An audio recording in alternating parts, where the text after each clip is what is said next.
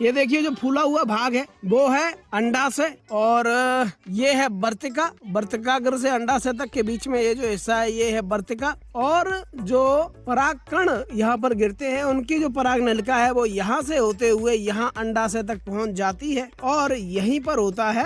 दोस्तों आज का जो टॉपिक है वो एक कॉमन टॉपिक है जिसमें हम पौधों में लैंगिक जनन को देखने वाले हैं। ये जो टॉपिक है ये कक्षा 6, कक्षा 8 और कक्षा 10 तीनों के लिए उपयोगी है। तो ये एक पौधा है मौसमी का और इसका ये जो फूल है फूल भी है एक साथ में छोटे छोटे फल भी इसमें लग रहे हैं, इसलिए इस पौधे को मैंने चुना है। और इस पौधे में हम भली भांति जो लैंगिक जनन होता है पौधों में उसको समझेंगे। जैसा कि आप जानते हैं कि जो पौधों के लैंगिक अंग होते हैं वो होते हैं पुष्प के अंदर। तो यहाँ पर देखिए ये एक पुष्प है, ये बड़े बड़े जो आप देख रहे हैं इनको कहते हैं दल और इन दलों के बीचों बीच में होते हैं पुंकेसर और स्त्री केसर। बीच में ये जो हिस्सा आप देख रहे हैं मोटा फूला हुआ ये स्त्री केसर का हिस्सा है और ये है पुंकेसर। ठीक है, अगर आप ध्यान से देखें तो जो स्त्री केसर है वो थोड़ा चिपचिपा सा आपको दिखाई दे रहा होगा।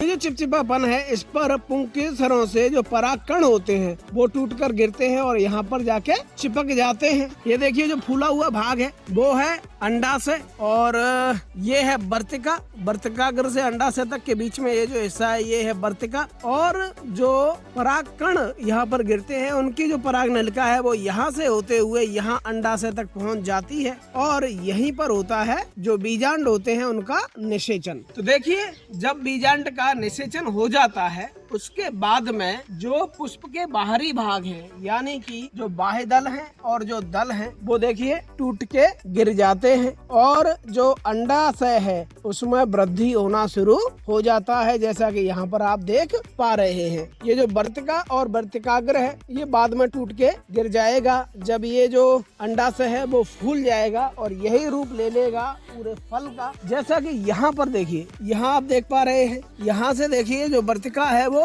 टूट के गिर चुकी है और हमारा जो फल है मौसमी का वो बनके देखिए तैयार हो चुका है। इस तरह से जो फल है वो देखिए उसमें वृद्धि होते होते ऐसे इस तरह से देखिए खूब बड़ा होने लग जाता है। अब ये पूरा मौसमी का रूप इसने ले लिया है। ये देखिए ये बाह्य दल यहाँ पे सूखे हुए पड़े हैं तो अब बस ये परिपक्व हो जाएगा। और जो फल होता है उसी में होते हैं बीज और जो बीज है उनके अंदर ही रहता है छोटा सा पौधा जिसे हम युग्मनज कहते हैं। ये जो पौधा होता है वही जब अच्छी कंडीशन में ये बीज गिर जाता है जमीन में मृदा में दब जाता है तो जो बीज है वही फूल जाता है और उसका जो युग्मनज है उसमें वृद्धि होने लगती है और फिर वो एक नया पौधा बन जाता है। और अब मैं आपको दिखाऊंगा बीज के अंदर जो युग्मनज बन के तैयार होता है उसको, जिसमें से जो नया पौधा बनता है उसको। देखिए उसके लिए मैंने ये भुनी हुई मूंगफलियां ली हैं और इन मूंगफलियों के बीच में ही एक छोटा सा पौधा आपको देखने को मिलेगा।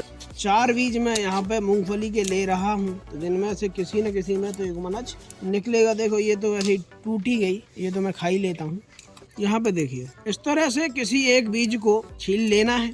छीलने के बाद ये जो हिस्सा आप देख रहे हैं यही है अंकुरण का असली भाग। देखिए ये जो बीज है इसके 2 हिस्से होते हैं उनको हम बोलते हैं बीज पत्र। ये देखिए ये जो आप देख रहे हैं ना छोटी छोटी सी 2 पत्तियां दिखाई दे रही हैं, एक इधर एक उधर, यही है वास्तव में युग्मनज और ये है बीज पत्र। ये जो बीज पत्र होते हैं इनमें भोजन रहता है इसीलिए ये फूली हुई अवस्था में रहते हैं और जब तक युग्मनज उग करके जो पत्तियां हैं वो बाहर नहीं निकलती तब तक ये अपना पोषण इन बीज पत्रों से ही प्राप्त करता है। तो बस आज की वीडियो में इतना ही। आप समझ गए होंगे कि जो पौधे होते हैं उनमें लैंगिक जनन किस तरह से होता है और किस तरह से एक फूल में से फल बन के तैयार होता है। तो आशा करते हैं वीडियो आपको अच्छा लगा होगा। अगर वीडियो अच्छा लगा तो प्लीज इसे लाइक कीजिए, शेयर कीजिए दोस्तों के साथ। चैनल पर नए हैं तो सब्सक्राइब जरूर कीजिएगा। तो वीडियो देखने के लिए आपका बहुत बहुत धन्यवाद।